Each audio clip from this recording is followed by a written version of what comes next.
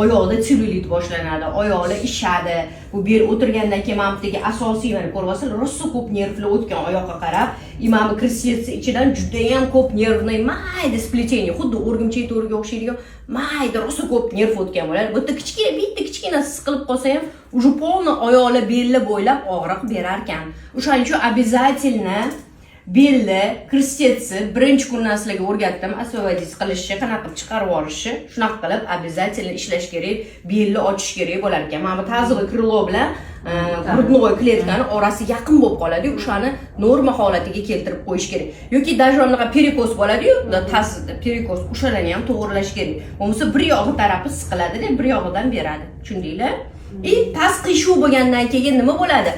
Taz qiyshuvi, perikos tazi bormi? Buni ichidagi malay tazdagi organlar ham yaxshi ishlamaydi.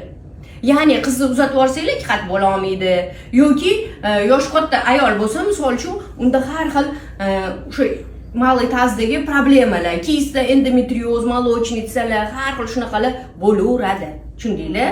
Har xil narsa bo'laveradi. O'shaning uchun обязательно tazni o'zini tekis holatiga keltirish kerak. Mana bunaqami? Organlar mana bunaqa yotgandan keyin chalishlaydi, ular yaxshi ishlamaydi.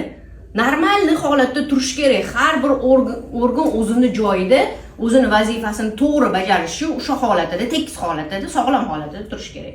Bunaqa, yoqqa bu yoqqa og'ib turish kerak emas.